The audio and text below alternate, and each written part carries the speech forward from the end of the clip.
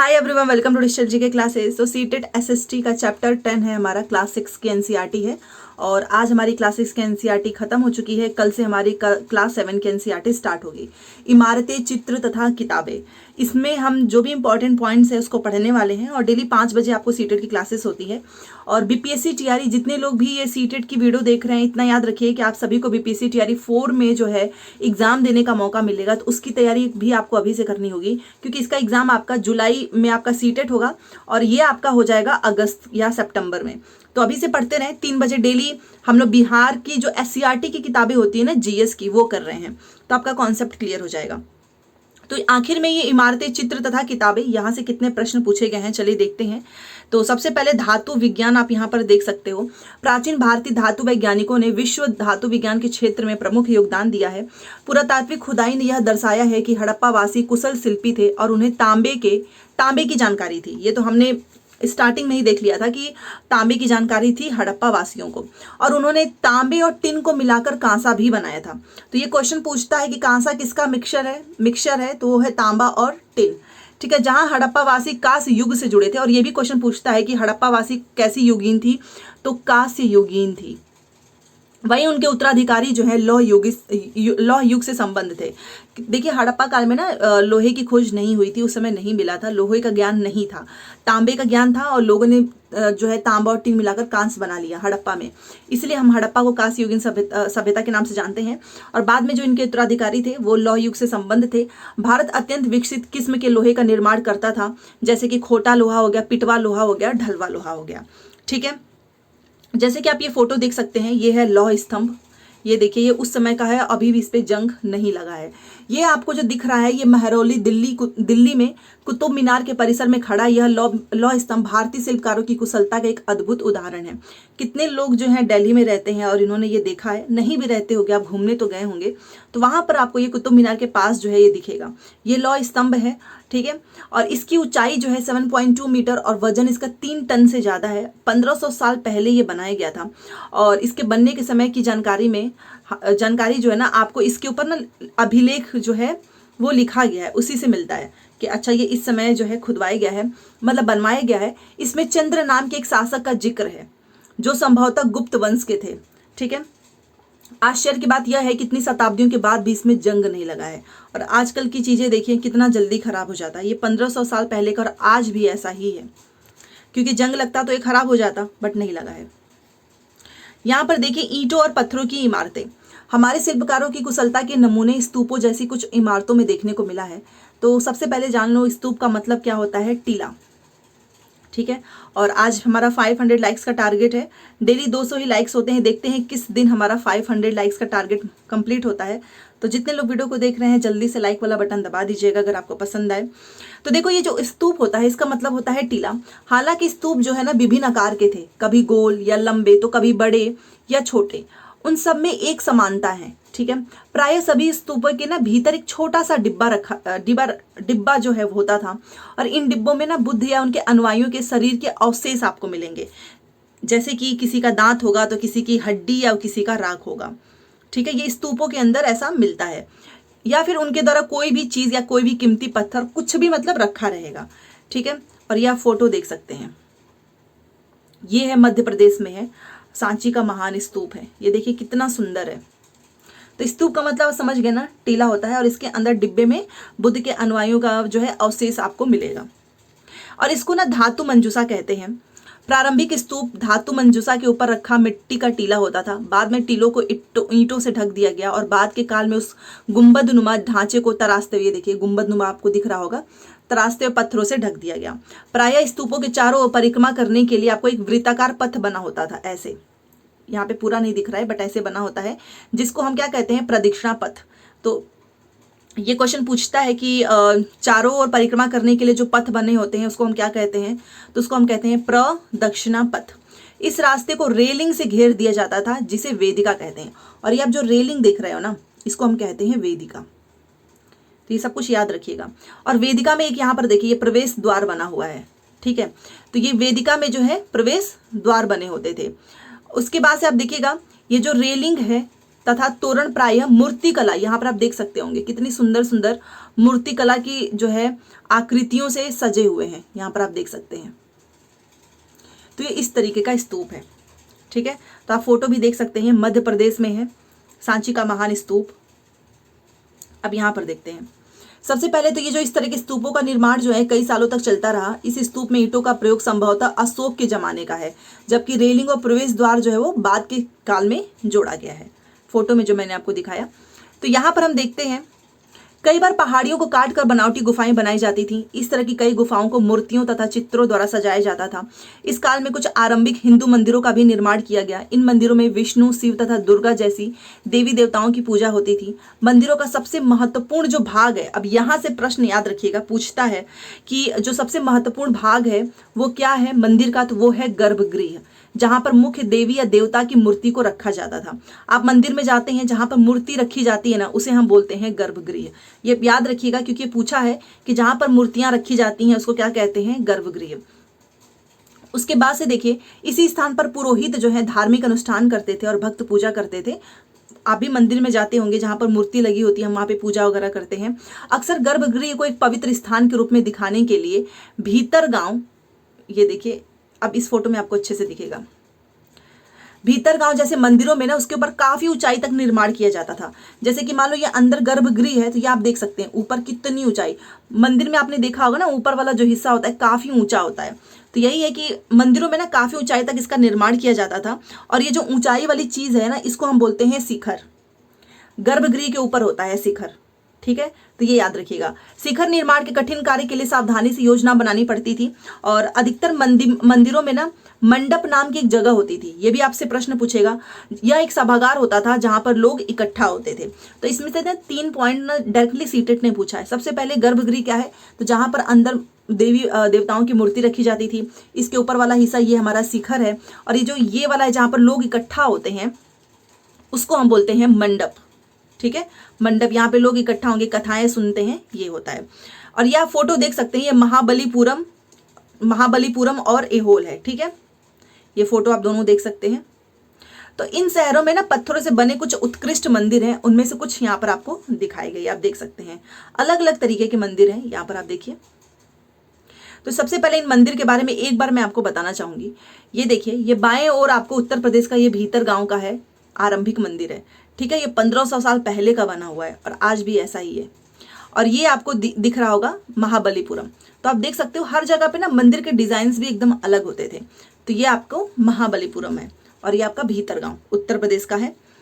तो ये इसमें यही सारी चीजें बनाई गई हैं, बताई गई हैं कि इनमें से प्रत्येक मंदिर एक ही विशाल पहाड़ी को तराश कर बनाया गया है, इसीलिए हम इसको मोनोलिथ कहते हैं। और ईंटों से बनाए जाने से मंदिर या बिल्कुल भिन्न होते हैं। ईंट से बनी इमारतों में नीचे से ईंटों की तरफ एक तरफ जोड़ते हुए इसको ऊपर लेकर जाते हैं। तो बताया जा रहा है कि किस तरीके से मंदिर बनती हैं। और ये आपका है ऐहोल का दुर्गा मंदिर, ये देखिए, ये ऐहोल का दुर्गा मंदिर है। चलिए अब यहां पर देखते हैं स्तूप तथा मंदिर किस तरह बनाए जाते थे, ये देखते हैं। देखिए, स्तूप तथा मंदिरों को ना बनाने की प्रक्रिया में कई अवस्थाएं आती हैं। इसके लिए पहले तो पैसा भी बहुत चाहिए और राजा रानी ही इनको निश्चय करेंगे बनवाने के लिए। पहला काम तो अच्छे किस्म के पत्थर ढूंढना होगा। शिलाखंड है उसको खोद कर निकालना होगा। फिर मंदिर या स्तूप के लिए सोच विचार कर स्थान भी तो देखना होगा ना कि कहाँ पर बनवाना है, वहां पर शिलाखंडों को पहुंचाना होगा। फिर पत्थरों को आपको काट छाट कर तराशना होगा, तब जाकर आप अच्छी तरीके से फर्श तथा छतों का आकार देंगे। और इन सब के तैयार हो जाने पर सही जगह पर उनको ले जाना काफी मुश्किल काम होता था। तो इसलिए इसका डिसीजन जो है ना कि मंदिर कहाँ पे किस तरीके से बनेगा, या राजा और रानी का ही होता था, क्योंकि आसान नहीं है ना मंदिर बनवाना। और ये आप फोटो देख सकते हैं, ये राष्ट्रीय संग्रहालय है जो कि नई दिल्ली में है। ये देखिए, ये उस समय का है राष्ट्रीय संग्रहालय। ये आप देख सकते हैं ऊपर से ऐसे पहाड़ों चट्टानों को ऐसे काटते काटते ये लोग बनाते थे ऊपर से, ठीक है। और ये यहाँ पर देखिए, तो इस तरह के शानदार ढांचों का निर्माण करने वाले शिल्पकारों को सारा खर्च संभवतः राजा रानी देते थे। इसके अतिरिक्त स्तूप और मंदिरों में आने वाले भक्त जो उपहार अपने साथ लाते थे, जैसे इमारत की सजावट की जाती थी, जैसे हाथी दांत का काम करने वाले श्रमिकों के संघ ने सांची के एक अलंकृत प्रवेश द्वार को बनाने का खर्च दिया। तो बेसिकली यहाँ पर बताया जा रहा है कि इसमें सारा खर्चा जो है राजा रानी ही उठाते थे। इनकी सजावट के लिए पैसे देने वालों में व्यापारी, कृषक, माला बनाने वाले, इत्र बनाने वाले, कई स्त्री पुरुष थे। इसमें शामिल थे, क्योंकि एक इंसान तो पूरा खर्चा दे नहीं सकता है। ठीक है, तो ये आप देख लीजिए फोटो, और इसकी पीडीएफ मैं आपको टेलीग्राम पे भेज दूंगी, तो वहां पर आप आराम से देख लेना। अब चलो ये चित्रकला देखते हैं। उस चित्रकला भी काफ़ी फेमस था। ये देखिए, ये आपको ये फोटो आपको दिख रही है, ये अजंता का चित्र है। ये ध्यान से देखिएगा फोटो। तो देखिए, यह वह जगह है जहाँ के पहाड़ों में सैकड़ों सालों के दौरान कई गुफाएं खोदी गई। इनमें से ज्यादातर बौद्ध भिक्षुओं के लिए बनाए गए विहार थे। आपने स्टार्टिंग में देखा होगा, मैंने आरंभिक विहार वाले चैप्टर में मैंने आपको बताया है कि बरसात के समय पे ना बौद्ध ये जो अनुयायी थे वो नहीं दे सकते हैं शिक्षा, तो एक जगह पे रुकते थे, उसको हम बोलते हैं विहार। तो वहां पे ना ऐसे बहुत सारे फोटोज आपको मिलेंगे बौद्ध भिक्षुओं के लिए जो कि बनाए गए थे। इनमें से कुछ को चित्रों द्वारा सजाया गया था। यहाँ पे कुछ उदाहरण दिए गए हैं। गुफाओं के अंदर अंधेरा होने की वजह से अधिकांश जो चित्र हैं वो मशालों की रोशनी में बनाए गए थे। इन चित्र के रंग 1500 साल बाद भी आज भी इतने ही चमकदार हैं, बिल्कुल भी फेड नहीं हुआ है। क्यों? क्योंकि ये जो रंग है ना वो नेचुरली पौधों और खनिजों से बनाया गया था, और इन महान कृतियों को बनाने वाले जो कलाकार हैं उनके बारे में कोई नहीं जानता है। तो ऐसी फोटोज गुफाओं के अंदर मिली है बौद्ध भिक्षुओं की, आप ये देख सकते हो। ये देखिए, और ये अंधेरा था तो मसाल की जो है उसकी रोशनी में बनाया गया है, और आज भी ऐसे का ऐसा ही है, क्योंकि ये जो प्लांट उनके कलर से बनाए गए हैं। अब यहाँ से आपका प्रश्न पूछा गया है पुस्तकों की दुनिया। देखो, कई प्रसिद्ध महाकाव्य की रचना की गई, और कुछ इसमें वीर गाथाएं और देवताओं से जुड़ी हुई हैं, जैसे कि आपका ये है। और ये तो भाई हर बार पूछता है। 1800 साल पहले एक प्रसिद्ध तमिल महाकाव्य शिल्पदिकारम की रचना इलांगो नामक कवि ने की थी। ये मोस्ट इंपॉर्टेंट है, इसको नोट कर लेना। शिल्पदिकारम की रचना किसने किया है, और ये तमिल महाकाव्य है, ये भी याद रखो, इलांगो ने किया है। और इसमें किसकी कहानी है ये भी याद रखिएगा। इसमें कोवलन नाम के एक व्यापारी की कहानी है। वह पुहार में रहता था। अपनी पत्नी कनगी की उपेक्षा कर वह एक नर्तकी माधवी से प्रेम करने लगा। बाद में वह कनगी पुहार को छोड़कर मदुरई चला गया। वहां पांड्य राज के दरबारी जौहरी ने कोवलन पर चोरी का झूठा आरोप लगाया, जिस पर राजा ने उसे प्राण दंड दे दिया। कनगी जो अभी भी उसे प्रेम करती थी, इस अन्याय के कारण दुख और रोष से भर गई। उसने मदुरई शहर का विनाश कर डाला। ये कहानी एकदम काल्पनिक है, बट आपसे पूछेगा कि आखिर में इसमें किसके बारे में जो है किसकी कहानी है, तो वहां पर आपको ये स्टेटमेंट में हेल्प करेगा। बट ऐसा कुछ हुआ नहीं था, ये काल्पनिक है। तो ये तमिल महाकाव्य है शिल्पदिकारम, इसकी रचना इलांगो ने की है, और इसमें इन्हीं की कहानी मिलती है कि कोवलन नाम का एक व्यापारी है, उसको किसी और से प्रेम हो गया, फिर उसने अपनी जो है नर्तकी माधवी से हो गया था, फिर वह उसको कनगी को पुहार छोड़कर मदुरई चला गया। तो यही सारी कहानी है। फिर बाद में उसके कोवलन पे चोरी का झूठा आरोप लगा। फिर ये सुनने में आया कि कनगी जो थी, जो उसकी वाइफ थी, वो जो उसे प्रेम भी करती थी, इस अन्याय के कारण दुख और रोष से भर गई और उसने मदुरई शहर का विनाश कर डाला। ठीक है, तो कहानी सच नहीं है, काल्पनिक है, पहले ही बता देती हूँ, बट याद रखना है आपको, क्योंकि स्टेटमेंट में पूछा जाता है। और ये तो रट लो, ये कभी भूलना भी मत। तमिल महाकाव्य शिल्पदिकारम। चलिए, एक हो गया, एक तो वो था शिल्पदिकारम, एक दूसरा है हमारा तमिल महाकाव्य मणिमेखलई। ये भी याद रखना है, क्योंकि इसकी रचना किया है सतनार ने। याद रखिएगा, मणिमेखलई को 1400 साल पहले सतनार द्वारा लिखा गया था। ईयर मत याद करो, ये याद रख लेना किसने लिखा है, सतनार। और इसमें जो ना कोवलन तथा माधवी की बेटी की कहानी है, ये याद रखिएगा। कोवलन और माधवी की बेटी की कहानी है, और कई सदियों पहले खो गई थी। उनकी पांडुलिपियां दोबारा लगभग 100 साल पहले मिली है। तो बस आप इतना याद रखो, मणिमेखलई सतनार के द्वारा, और इसमें कोवलन और माधवी की कहानी है, बस और कुछ नहीं। कालिदास के बारे में हमने पढ़ा ही था अभिज्ञान शाकुंतलम चैप्टर 9 में, वो इनका महाकाव्य है, संस्कृत में लिखा था। अगला देखिए, पुरानी कहानियों का संकलन तथा संरक्षण। देखो, हिंदू धर्म से जुड़ी ना कई कहानियां जो बहुत पहले से प्रचलित थी, इस काल में लिखी गई हैं, जिसमें पुराण भी है। अब पुराण का मतलब क्या है, प्राचीन। याद रखना, पुराण का मतलब है प्राचीन। पुराण में विष्णु, शिव, दुर्गा, पार्वती जैसी देवी देवताओं से जुड़ी कहानियां भी आपको इसमें जुड़ी कहानियां हैं, और इसमें इन देवी देवताओं की पूजा की विधियां दी गई हैं। इसके अतिरिक्त इनमें संसार के सृष्टि और राजाओं के बारे में कहानी है। अधिकतर जो पुराण है वो आपका सरल संस्कृत श्लोक में है, जिसे सब उनको आराम से सुने और समझ सके। पुराणों का पाठ जो है पुजारी मंदिरों में किया करते थे, जिसको लोग सुनने आते थे। अब यहाँ पर आपको 2 संस्कृत महाकाव्य याद रखना है, एक है महाभारत, दूसरा है रामायण। याद रखना, संस्कृत के महाकाव्य हैं महाभारत और रामायण। महाभारत तो आपको पता ही है, कौरव और पांडव के बीच में युद्ध की कहानी है, ये तो सभी लोग जानते हैं ना। राजधानी जो हस्तिनापुर की गद्दी प्राप्त करना था, उद्देश्य ही था इनका पुरुवंश का। तो इस कहानी के बारे में ज़्यादा डिटेल में तो नहीं जाएंगे, बस इतना याद रखना कि ये महाकाव्य हैं 2, महाभारत और रामायण। और ये भी याद रखिएगा आप कि पुराण और महाभारत दोनों को ही व्यास नाम के ऋषि ने लिखा है। ये इंपॉर्टेंट है। जो आपका पुराण है और महाभारत है, किसने लिखा है? व्यास ने। ठीक है, और महाभारत में ही भगवत गीता भी है। तो ये 3 लाइन जो मैंने अंडरलाइन किया है, आपको ये याद रखना है, क्योंकि यही पूछता है। ये हो गया महाभारत। अब रामायण से रिलेटेड क्वेश्चन पूछेगा तो सबसे पहले तो ये स्टेटमेंट में पूछा है, जिसको भरोसा नहीं है अगस्त वाला पेपर उठा लेना, समझ जाएंगे आप। रामायण की कथा जो है वो कौशल के राजकुमार राम के बारे में, यही प्रश्न था कि रामायण की कथा किसके बारे में है, तो कौशल के राजकुमार राम के बारे में। सब जानते हैं राम, बट कौशल बहुत कम ही लोग जानते हैं। उनके पिता ने उनको वनवास दिया था और वन में उनकी पत्नी सीता का लंका के राजा रावण ने अपहरण कर लिया। सीता को वापस पाने के लिए राम को काफी लड़ाई जो है लड़नी पड़ी। विजयी होकर कौशल की राजधानी अयोध्या लौटते हैं। ठीक है ना, तो अयोध्या क्या है? वो कौशल की राजधानी है। महाभारत की तरह ही रामायण भी एक प्राचीन कहानी है, जिसे बाद में लिखित रूप से दिया गया। महाभारत लिखा है व्यास ने और रामायण के लेखक हैं वाल्मीकि। ये आपको पॉइंट याद रखना है, क्योंकि कहानी तो आप सभी को पता है, तो मेन पॉइंट याद रखिएगा। तो रामायण लिखा है वाल्मीकि ने, महाभारत लिखा है व्यास ने, और ये कौशल के राजकुमार राम जी के बारे में है। कौशल की ही राजधानी थी अयोध्या। चलिए अब ये देखते हैं आम लोगों द्वारा कही जाने वाली कहानियां। कई बार देखा होगा आपने, लोग कहानी कहते हैं, कविताएं, गीत। ठीक है, तो आसपास के जो है जातक और पंचतंत्र की कहानियों के रूप में लिखकर सुरक्षित भी किए गए हैं ऐसी ही कहानियां जो काल्पनिक होती हैं। जातक कथाएं तो अक्सर स्तूपों की रेलिंग तथा अजंता के चित्रों में दर्शाई जाती हैं। अभी हम देखेंगे जातक कथाएं क्या होती हैं, क्योंकि इसे प्रश्न पूछा हुआ है। यहाँ से कुछ नहीं आएगा, ये कहानी है, आप चाहें तो पढ़ सकते हैं, बट आएगा नहीं। चलिए, विज्ञान की पुस्तकें, ये आपको याद रखना है। गणितज्ञ तथा खगोल शास्त्री आर्यभट्ट ने संस्कृत में आर्यभट्टियम नामक पुस्तक लिखी है।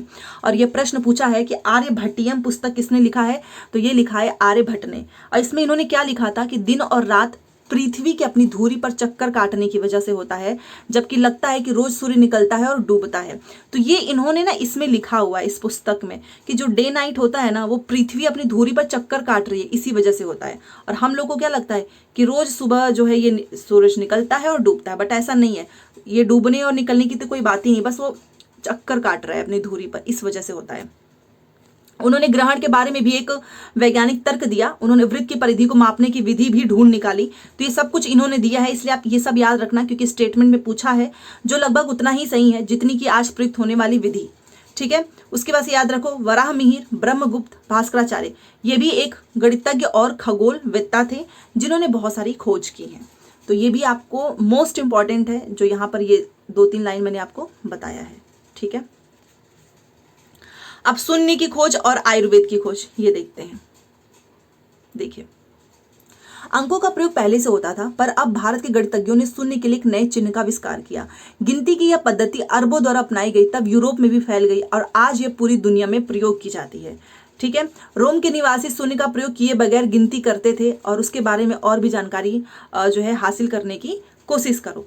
यहाँ पर आप आयुर्वेद में देखिए, आयुर्वेद जो है चिकित्सा विज्ञान की एक विख्यात पद्धति है जो प्राचीन भारत में विकसित हुई।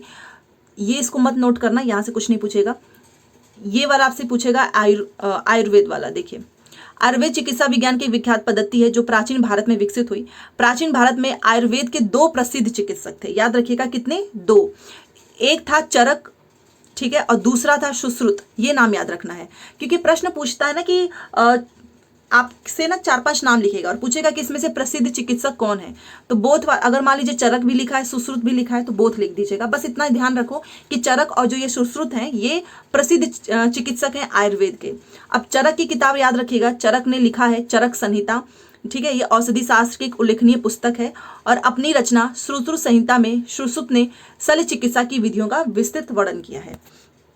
तो जैसे चरक का क्या हो गया, चरक संहिता, और सुश्रुत का हो गया सुश्रुत संहिता, जिसमें इसने शल्य चिकित्सा का वर्णन किया है। तो ये हो गया आपका आयुर्वेद। जो चीजें मैं आपको बार बार बोलती हूँ ना कि ये इंपॉर्टेंट है, वो आप नोट कर लिया करें, अदरवाइज जब आपको नोट्स मिलेंगे तो उसमें तो होगा ही डिटेल में, इससे आपको मदद मिलेगी एग्जाम में। और एक चीज मैं बोलना चाहूंगी कि एक लाइन वाले अब आपसे ना तो क्वेश्चन पूछेगा ना ही आंसर, क्योंकि क्वेश्चन भी इतना लंबा चौड़ा होता है और उसके नीचे 1 2 3 4 4-5 लाइन की होती है, फिर नीचे लिखा रहेगा पहला, दूसरा, दूसरा, तीसरा। तो इसके लिए आपको एनसीईआरटी डीप में डिटेल में पढ़नी होगी। ठीक है, तो आज का बेसिकली देखा जाए तो टॉपिक बहुत इंपॉर्टेंट है। मंदिर से रिलेटेड क्वेश्चन पूछेगा कि देवी देवताओं को जहाँ पे रखते थे उनका नाम बताओ, गर्भगृह है। ऊपर जो ये बनी होती है उसको हम बोलते हैं शिखर। जहाँ पे लोग इकट्ठा होते हैं हम उसको बोलते हैं मंडप। ठीक है, तो इससे प्रश्न पूछेगा। आपसे पूछेगा कि शिल्पाधिकारम की रचना किसने की है? इलांगो ने किया है। और एक और नाम जो तमिल महाकाव्य में आपको बता रही थी, मणिमेखलाई सतनार का हो गया। आर्यभट्टियम जो है आर्यभट्ट का हो गया। महाभारत व्यास ने लिखा है, रामायण वाल्मीकि ने लिखा है। जैसे यहाँ पे चरक और सुश्रुत, यही सारे क्वेश्चंस पूछेंगे डिटेल में। ठीक है, तो जैसे कि आप ये देखिए होमवर्क में है, क्वेश्चन आंसर आपको बताना है। यहाँ पर देखिए स्तूप है, शिखर है, मंडप है, गर्भगृह है, दक्षिणापथ। अभी मैंने आपको बताया कि जो मंडप है वो क्या है? मंदिर में इकट्ठा लोग इकट्ठा होते हैं ना, उसको बोलते हैं। शिखर क्या है बताइए? तो गर्भगृह, ये गर्भगृह देवी देवताओं को रखा गया है यहाँ पे, और ये ऊपर वाली चीज लंबाई, तो ये आपका हो गया शिखर। गर्भगृह के ऊपर लंबाई में निर्माण शिखर हो गया। गर्भगृह जहां पे देवी देवताओं की मूर्ति स्थापित करने की जगह है। स्तूप आपका क्या है? टीला है, अभी हमने पढ़ा। और प्रदक्षिणा पथ क्या है? वो चारों तरफ जो घूमते हैं ना, वृत्ताकार पथ, वो है। देखिए कितना आसान है अगर आप डिटेल में पढ़ेंगे तो। इसी तरीके से तो प्रश्न पूछेगा आपके एग्जाम में भी। यहां पर देखिए आर्यभट्ट क्या है? एक बड़े गणितज्ञ थे। देवी देवताओं की कहानियां कहां पर मिलती है? जातक कथाओं में। ठीक है, संस्कृत रामायण का लेखक किसे माना जाता है? तो रामायण का लेखक बताइए, वाल्मीकि जी को माना जाता है। दो तमिल महाकाव्य, एक हमारा शिल्पाधिकारम है और दूसरा हमारा मणिमेखलई है। अभी हमने ऊपर पढ़ा ना, मणिमेखलई। ठीक है, ये भी सारे क्वेश्चन आंसर हमारे हो गए सॉल्व। बस ये सारे आपको मैं दूंगी तो आप वहां से भी आराम से नोट्स बना सकते हो। और ये नीचे भी आपको दिया गया है, बट ये ना डेट वगैरह दिया है कि मेहरगढ़ जो है इसकी शुरुआत कब हुई इसकी। ये उतना डेट वगैरह तो सीटेट में नहीं पूछता है, यहाँ पे आपसे पूरा डिटेल में पूछेगा, तो आपको इसको याद करने की जरूरत नहीं है। ये नीचे है, मैंने सोचा आपको दिखा देती हूँ बस। Chapter complete. तो आज हमारा क्लास 6 का पूरा एनसीईआरटी समाप्त हो चुका है। कल से आपका क्लास 7 की एनसीईआरटी शुरू हो जाएगी। तो वीडियोस के बोझ बनने मत देना। जैसे कुछ लोग होते हैं ना, डेली क्लासेस नहीं देखेंगे, वो क्या करेंगे, एक ही दिन बैठेंगे और 10 वीडियो देख लेंगे, उसमें कुछ समझ में नहीं आएगा। आपको बस लगेगा, क्योंकि हमारे माइंड की कैपेसिटी इतनी नहीं है कि आप एक बार में ये सब कुछ कंटेंट अपने दिमाग में बिठा लें। थोड़ा थोड़ा डेली पढ़िए, रिवीजन कीजिए, कंसिस्टेंसी मेंटेन कीजिए। आपका सीटेट एसएसटी में इतना मैं गारंटी देती हूँ 55+ आएगा, अगर आपने एनसीईआरटी एंड प्रीवियस क्वेश्चन दोनों किया है। ठीक है, तो जाते जाते लाइक शेयर सब्सक्राइब कर दीजिएगा। और अगर आपको कोई भी और दूसरी क्लास चाहिए, जैसे बहुत सारे लोग बोल रहे हैं सीडीपी हिंदी इंग्लिश, तो अगर आपको वो भी चाहिए तो जरूर बताना, उसकी भी मैं थ्योरी लेकर आऊंगी। देखो क्वेश्चन आंसर कराने का भी कोई मतलब नहीं है, और सभी लोग पीवाईक्यू आपको करवाएंगे, क्योंकि पीवाईक्यूज तो फ्री में मिल जाते हैं ना। कंटेंट बनाना पड़ता है, और वो कंटेंट आपको पेड क्लासेस में देते हैं। तो वो कंटेंट मेरे पास है ऑलरेडी, क्योंकि जब मैं अपनी तैयारी करती थी उस समय का मैंने बनाया हुआ है, तो वो मैं आपको अपने यहीं पर दे दूंगी फ्री में ही। अगर आपको चाहिए होगा तो जरूर बताना। मिलते हैं नेक्स्ट क्लास में। Thanks for watching.